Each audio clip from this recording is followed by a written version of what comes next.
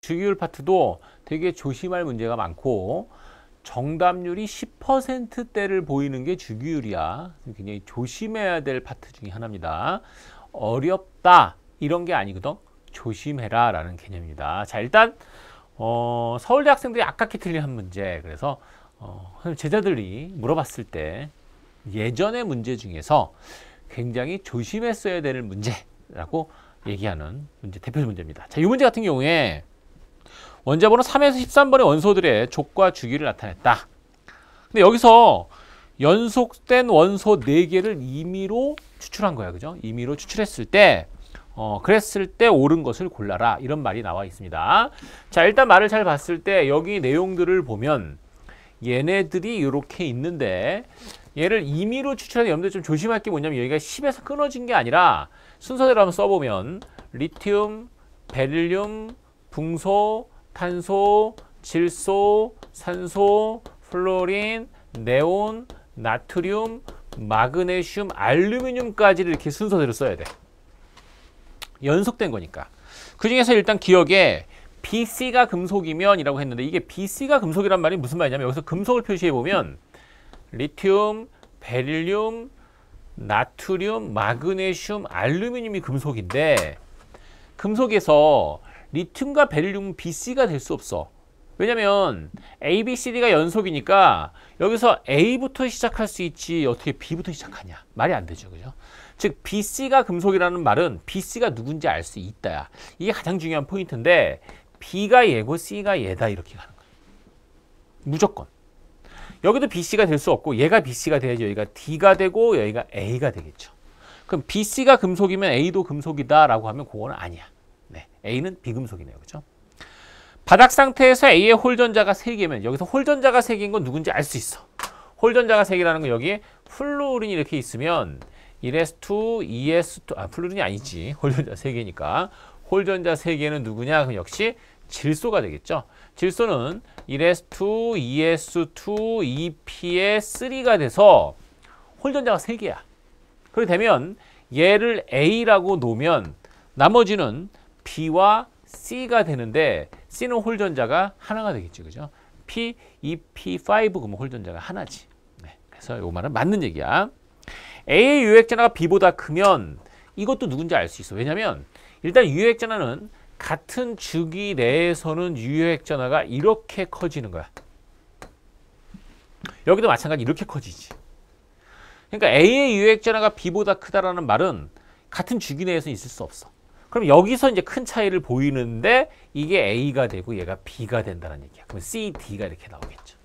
그러면 C의 반응성은 D보다 작다라고 했는데 얘네들은 금속이라서 반응성은 마그네슘 쪽이 더 큽니다. 나트륨이 더 크고. 네, 그래서 A의 유액전화가 B보다 크다는 말이 A가 네온이고 그리고 B가 나트륨이라는 걸 딱 보고 알 수 있어야 되는 거야. 역시 이건 틀렸고요.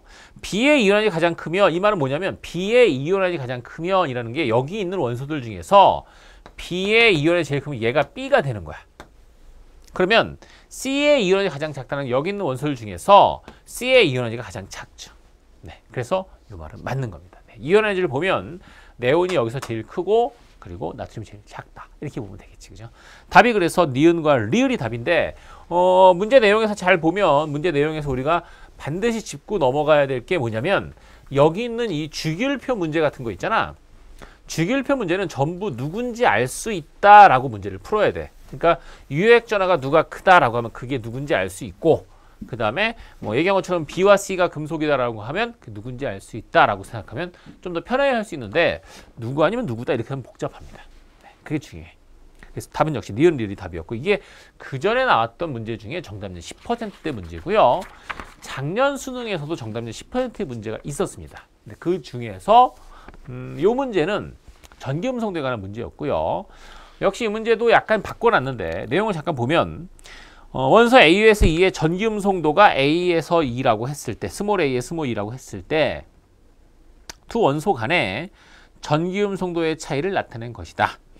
A에서 E는 각각 질소, 산소, 플루린, 나트륨, 마그네슘. 자, 일단 먼저 이런 게 나오면 전기음성도 순서대로 나타냈을 때 산소랑 질소랑 플루린이 일단 전기음성도가 크잖아.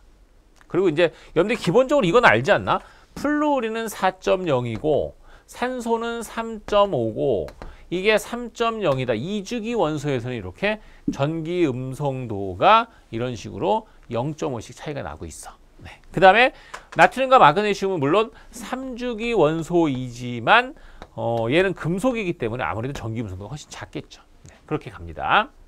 이 문제는 사실 딱 읽어봤을 때 내가 무슨 생각이 들었냐면 F가 4를 줬는데 갑자기 5를 0.5를 줬단 말이야. 그럼 거기 딱 봤을 때 0.5 차이 나는 게 A하고 E니까 A하고 E가 산소랑 플루오린인가 보다 라고 생각을 할 수가 있는데, 자 거기서 A를 얘라고 생각하고 얘를 이렇게 하고 요걸 C라고 이렇게 보면 왠지 맞는 것 같잖아. 이걸 딱 보는 순간 아, 이 문제는 낚시 문제다라는 걸 알았어. 왜냐면 이렇게 놓고 보면 C하고 B가 2.8 차이 나야 되는데 지금 얘네 두 개가 0.32 차이가 나기 때문에 2.8을 이렇게 잡을 수밖에 없는데 그렇게 잡아도 A가 0.2가 된단 말이지. 그럼 나머지 것이 또 성립을 하지 않아. 그러니까 역시 이게 좋지가 않다는 얘기죠. 그죠? 그래서 이렇게 된 게 아니라 요 부분을 여기가 C고 여기가 E고 여기가 A로 잡아야 되는 거야. 문제에서 주어지기로는 뭐라고 줬냐면 요 부분에서만 0.5라는 차이를 줬지만 사실 여기도 0.5이기 때문에 큰 의미가 없는 거거든. 근데 오히려 그것 때문에 낚이는 거야.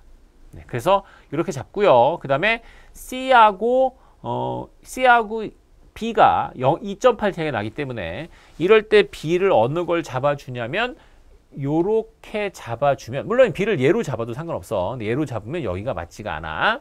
그렇게 잡으면 얘가 만약에 B가 되면 D하고 E가 2.6 차이가 나야 되는데 그렇게 안 나.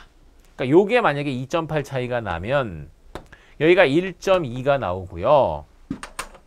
여기가 0.9가 나오기 때문에 요렇게 잡아주면 여기가 2.6이 딱 나오죠.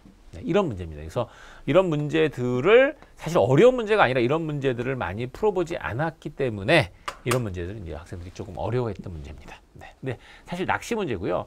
이거 전기음성도를 다 외워서 풀어라 이런 식으로 생각하는 문제가 아니야, 여러분들. 학생들이 이렇게 뭔가 외워서 풀어야 되나 이런 어떻게 그런 생각을 하지? 이런 건 그런 게 아니라 여러분들이 기본적인 공부에서 이런 걸 배웠으면 그거 가지고 풀면 됩니다. 네. 일단 F의 전기음성도가 A다는데 역시 그게 아니다 이라는 얘기지. A의 이온 에너지는 E보다 크다는데 A의 이온 에너지, A가 누구야? 요거 질소니까 E보다 이온 에너지가 크다. 아니죠. 왼쪽으로 가면 이온 에너지가 작아져야 됩니다. 이온 에너지, 아니다. 요거 좀 봐야 되겠구나. 요거 그냥 가면 안 되는데 요것도 역시 마찬가지. 보면 이런 식입니다. 올라갔다 내려갔다 올라갔다 올라갔다 내려갔다 올라갔다 이걸 좀 한번 생각해 볼 필요가 있는 게, 일단 이온 에너지는 왼쪽 아래가 작지만 조심해야 될 원소들이 있잖아. 조심해야 될 원소가 리튬 다음에 베릴륨과 붕소 사이, 그 다음에 질소와 산소 사이이기 때문에 이온 에너지는 질소가 더 크죠. 네, 그래서 역시 맞는 얘기입니다. 그 다음에 원자 반지름이 가장 작은 원소, 이 중에 원자 반지름이 가장 작은 건 누구냐 하면 3주기를 일단 빼고 2주기 원소 중에서 플루오린이 제일 작겠죠. 왼쪽으로 가면 더 커집니다. 그래서 제일 작은 건 C다. 네, 맞는 얘기입니다. C, D의 안정한 화물, C와 D의 안정한 화물을 만들면 C가 요거고, 그 다음에 D가 어느 거였냐면 지금 C하고 원래 아까 2.8 차이는 여기가 B였고요. 그 다음에 나머지 여기가 D였기 때문에 D와 C의 안정한 화물은 NaF 이렇게 해서 1대1의 결합을 보여야 되겠죠. 네, C, D가 맞습니다. 답이 니은, 디귿, 리을이 답이래. 사실 이제 다른 건 이제 그게 중요한 게 아니고 요걸 보고 찾는 이런 문제가 좀 어려운 문제죠. 요즘 화학에서 이제 계산 문제나 이런 경우의 수 문제를 내는 경우에 난이도가 좀 높구나라고 생각하면 돼요. 네, 사실은 이제 화학이 아니라 약간 수학이 들어가면 이제 학생들이 좀 더 문제를 풀 때 어려운 거죠. 그죠?